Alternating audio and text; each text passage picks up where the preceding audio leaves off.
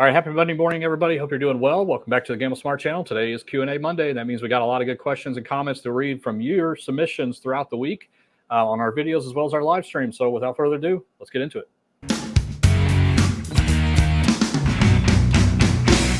All right, as always, if you are new here, we want to welcome you to the Gamble Smart channel. We are here for you. That's right, the average gambler. If you take less than $500 or even if you take a little bit more, we are here to try to help you navigate the casino to make you a better gambler with all the education and knowledge that we can possibly pass down to you. And one of those things that we do is every single Monday is our question and answers. So if you like that kind of stuff, we would love a subscription, a thumbs up, and ring that bell for notification because we are going to be live very frequently, hopefully this weekend, while we are out at West Windover. So hit that bell to be notified. We want you to be part of the fun. All right, Dave, Absolutely.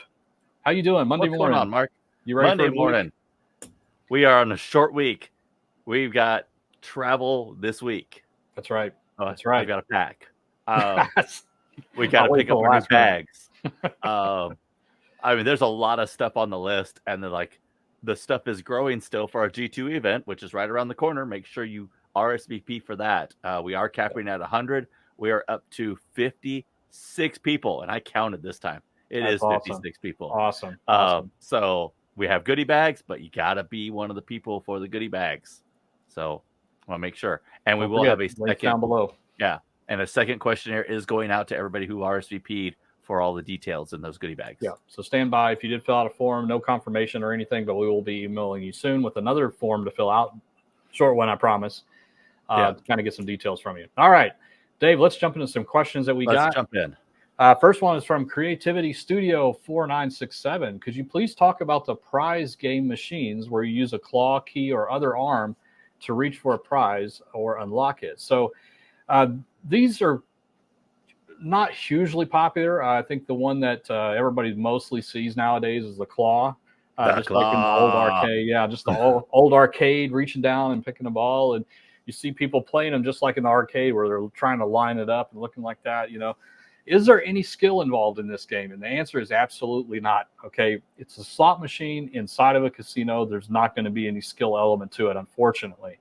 So your fate is decided the moment that you put and bet the credit and the game starts. It's already decided whether you're going to be a winner or not and how much it's going to be. So if it reaches down and it actually misses the ball, but you were supposed to win, it lets you try again until you actually catch the ball because it was already decided that you were the winner. On the other side of that, you think you reach down and grabs just perfectly, and what does it do as soon as it gets to the top? Beep, lets it go. That's because you just wobbles enough. It just wobbles enough to make you think that you almost got it.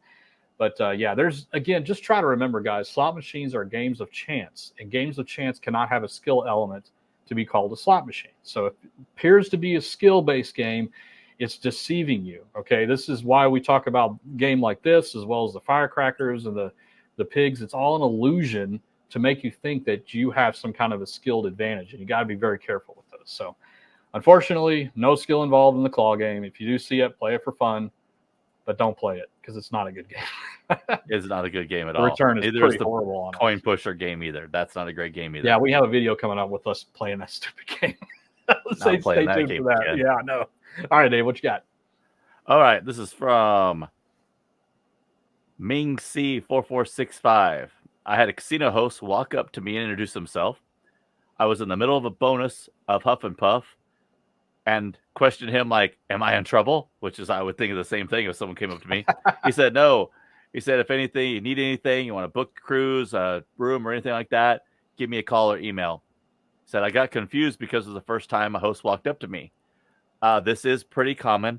When a new host wants to come up to you, they will make sure when you're playing, they know you're on the floor, and they'll head to you to introduce themselves, give you a business card. I would prefer the host wait until after your bonus was done. That's just me personally. Don't come at me when I'm in a bonus. I've got my focus going on. But it is pretty common for them to introduce themselves when you're on the floor. Less common in Vegas, more common in definitely outside Vegas casinos because there's so many people in Vegas. They don't really want to be stopped. When they're going in a high limit room, there might be someone there they're trying to avoid, and it may be a customer that they recently fired, or maybe, they just don't want to be stopped a whole lot. So less common in Vegas, more common in outlier casinos. I've seen people at Winstar hosts at Winstar come up to different people at different times.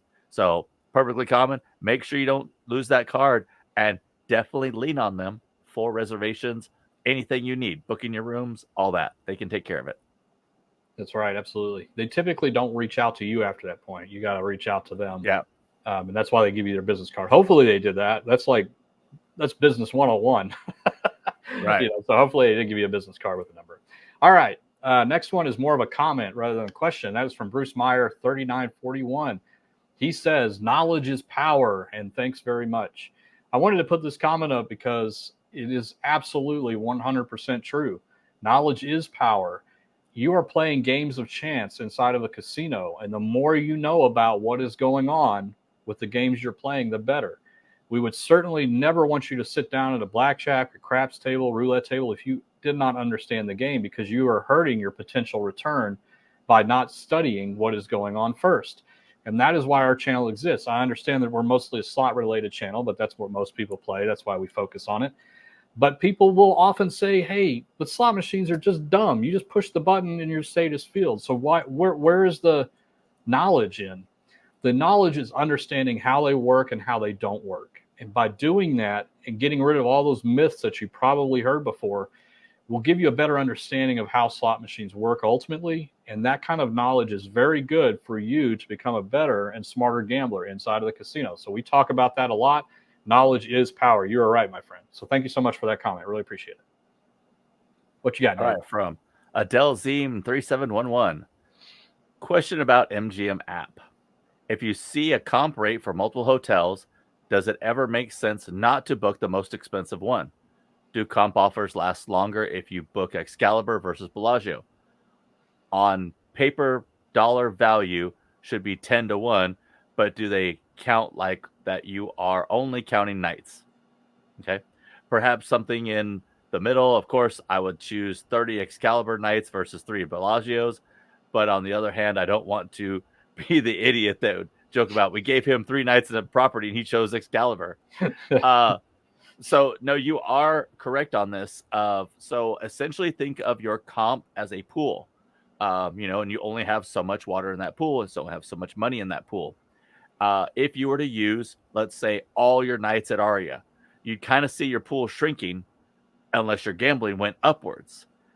The kind of reverse happens at Excalibur because Excalibur is what they call a lower tier property.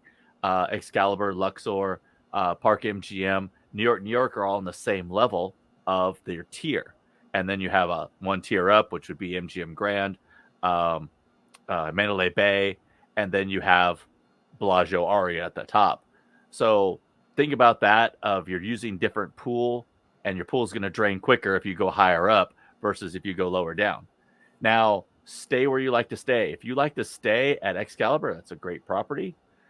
If you want to stay somewhere different, maybe a little bit top tier, I would say go for Park MGM or New York, because you're still sort of equal on that dollar spend level.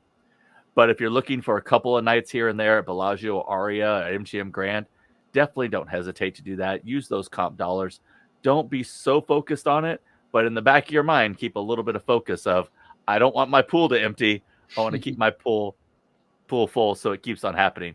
If you do keep booking the top rated room that you can get at, let's say, Aria, Mandalay Bay, Bellagio, or MGM Grand, you're going to start seeing those comps drain if your play doesn't meet the standards of those properties. So always keep that in mind, but never hesitate to book those free rooms. All right. Yeah, man, that's good advice, Dave. The other thing I'm with him on that. Totally. I am totally with him on that. Yeah. I mean, it's what is it we always say? The other thing that takes a hit is your food and beverage credit. So if you stay at a lower tier property, you're going to get more food and beverage credit, which you can use at any property part of that system. So we feel it's actually better to have a room that's just a nice room, but a basic room, and then get it's significant in some cases, the amount more food and beverage that you get, which can be used anywhere. So, I mean, evaluate those comps. For me, versus New York, Park MGM, Excalibur, Luxor, though it's double. It's double from what it would be at Aria or Bellagio. Right. And that's food money. That's saving on your gambling money, saving on your trip. And So even all those I always properties that book. he listed are nice properties. I mean, they're They're not, nice properties. you'll have a comfortable, clean room at any of those properties. We Yep. stayed at all of them. So, Excalibur. well, But yeah. I mean, the AC might be leaking, but yeah. But Luxor is being renovated fully now. Yep. New York just finished their renovations. Very nice rooms Park there. MGM is Yep. completely renovated in the last 5 years. So, neither one of those properties I would hesitate to stay at. Yep. Maximize your comps. All right. Exactly. Linda Owers 3558 says, should you bet a higher denom for a better chance at hitting the progressive or jackpots? It really depends on the type of game that you're playing. So there are games that are pretty common nowadays. Eureka Blast, Piggy Banking, Lightning Link, Dragon Link. Gosh, there's so many of them. I can't even list all those. But those you can types name it all. It would take half the show. Huff and Puff, Huff and More Puff, Huff and Extra Puff. They're all the same. So here's the trick. If you change denominations on the machine and you do not see the two top progressives change at all, or they stay the same, then it is a true fact that betting higher increases your chances of getting those progressives. But if you change the denomination or the credit value that you're betting and those values do change, then it is not to your advantage to play higher. But I always have to caution people when answering this question because everybody's chasing progressives and jackpots, and you have to slow down a little bit. Even though your odds are better, and the reason they're better at higher denominations is because your bet size is a lot closer to that progressive value than it is if you bet very low. But it is still very, very difficult to get those progressives, and it certainly should not be the reason you're ultimately playing that game. So always stay in your comfort level. Play it because of the base game, not because of the progressives. If you can bet higher, fine, do it, but only if you can and you're comfortable with doing it. Never chase the progressives because the odds are not like substantially better, like 2 times or 3 times or 4 times more. You know what I mean? Right. So stay in your comfort zone, but I do want to answer that truthfully. That is what's going on there. So very good question. Very good question. All right, Dave. I like it. If you see a maxed out major, play the lowest bet possible. Yeah. Yeah. I mean, and stay in that budget setup. But I will see a maxed out major and I'll be like, okay, I'm going to put $100 in. I'm going to do the bare minimum bet. Yep. If I don't hit it, I'm out. Exactly. But that's my risk reward is the $100 for. That's a beautiful way to play progressive machines. I mean, that's good stuff. But walk away. You gotta walk away. Yes. Wait. Just walk away. Don't chase. Don't chase. All right, from Jameson Wellmuth. Is it really 1 point per $15 at Winstar, or is that just on the VGT machines because points are earned at a reduced rate? So that is the VGT rate. However, the Class 3 rate is very close to the same. It's not skewed greatly in one way, but you got to remember at Winstar, points aren't really a thing at Winstar. All right. So your points that you're getting, you're not cashing those points in for anything. So try to keep that in mind that points are only used for tier score. They're not used for your comps and everything like that. The comp system works completely different. So it's not based on points. But yeah, it's $15 per point at Winstar on VGT. I don't exactly know what it is on Class 3, but I'm pretty sure it's fairly close, like maybe $11 per point. So there we go. Still play the class at Winstar. Please play the Class 2 machines. Play the Class 2 machines. The doesn't matter that they're earned at a lower rate. So much higher, yeah. So it's not worth the comp. It's not worth the trade-off in the comp values. I guess that's what we're getting at. All right, Robert Miller 2331 says, how do you find the odds for slot machines? Which machines pay more than others? Unfortunately, as the public, we will never know this. We do not know the odds set on each machine, the odds being the payback percentage return on that machine. We do know in some instances what the return to player data was over a certain period of time, but it's not all the way down to the machine. It's not that granular for us. It's overall a big average. And so here's the thing when it comes to this. I think one of the things that I wish the manufacturers would provide, and maybe this will change in the future, is to tell you at least the general odds of hitting certain combinations on the game. They do it on lottery tickets. So you look at the back of the lottery tickets or on the website, it will tell you the odds of hitting the top jackpot is 1 in 2.5 million. The odds of hitting the second tier is 1 in 300,000, whatever the case is. I think that's very valuable information. So you know what you're getting into, right? And it also is a good way to to give you an indicator of what the volatility of the game potentially might be by knowing those, the averages for hitting each combination. Unfortunately, that is not the state we're in right now, and we do not know what that information is. And I think it's intentional in a way because they don't. Absolutely. If people see that the odds are astronomically high, they probably won't play that game. They'll play the one where it's a little bit lower, and they need to have a good mix of machines inside of the casino. So publishing that kind of data would be a death sentence for some of these manufacturers and some of the games that they produce, even though it would be better for the players. So I hope at some point there will be some kind of common ground that we can come together and say, here's at least give us what the top jackpot odds are. Right. You don't have to give us the rest, but at least tell us what, 3 double diamonds we know because we've seen the par sheet on that one. It's about 1 in 64,000, I think it is, for hitting 3 double diamonds. We know that one, but that's the only one we know because there's only a couple par sheets that have ever been released to the public.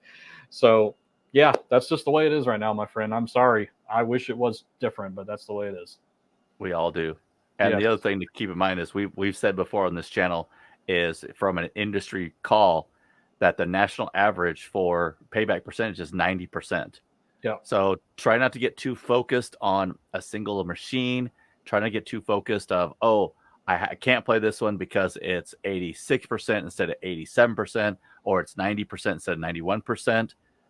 As Mark said many times, that's over tens of billions of spins where you're actually going to get that result overall. Right, and when you play it, it could be any which range in that huge range of what it's going to pay out at that time. So really don't let it focus. Don't let it eat you up over that. That's right. Yeah.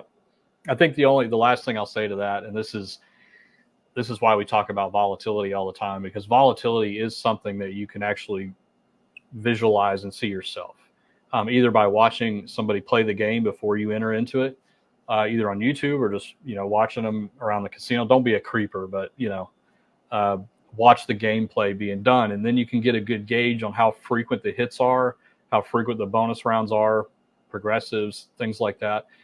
Because every game is made differently. Some games are made to hit frequently, but in smaller amounts in exchange for hitting infrequently, but potential for very big amounts. And there certainly are games across that spectrum. And that's what we think you should focus more on, because that is absolutely something that you can visualize in a short-term play. But payback percentage is not something you can visualize in such a short-term play. So Good stuff. All right, Dave. All right, from Danny Dang 5244. You can't have a casino host unless you meet tier point, unless you meet tier point to qualify. So this is actually incorrect. Tier points don't have anything to do with whether you get a host or not. The primary reason for this is that tier points are earned on different properties, different ways. So let's say MGM, you can get a tier points for spend. So it's still, 3 points per dollar, 5 points per dollar for tier spend. So it's possible to have a very high tier score just on spend on the casino without gambling at all. Hosts look at your play. That is the only thing hosts are concerned with. They do not care what tier level you are. They don't even care if you are a card holder, although if you're not, they're not going to know what you play in the first place. But they want to know how much money you're bringing, how much money you're spending, how much money your average bet is, how much money you're spending per day, how much money you're spending per trip. They look at every metric within and around how much money you bring and how much money you play.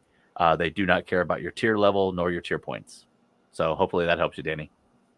Very good. Very good. All right, guys. Well, that's going to do it for our Q&A for Monday. And we hope you had at least a good time listening to us.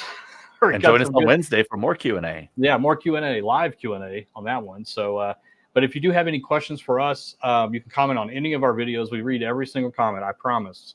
We go through all of them. It takes a long time. It does take a long time, but we really do want to read everything. We may not be able to respond to everybody, but we do read every single comment because it kind of gives us a gauge on how well we're doing and what we need to do to get better at disseminating some of this information out to you guys. So if you have any questions for us for next week, you can put it in this video here or on any of the videos coming up this week. But as always, gamble smart. Gamble safe. And we'll see you guys soon. All right, take care. Really soon, Wednesday. That's right. We'll see you on Wednesday. Bye, gang. All right, bye-bye.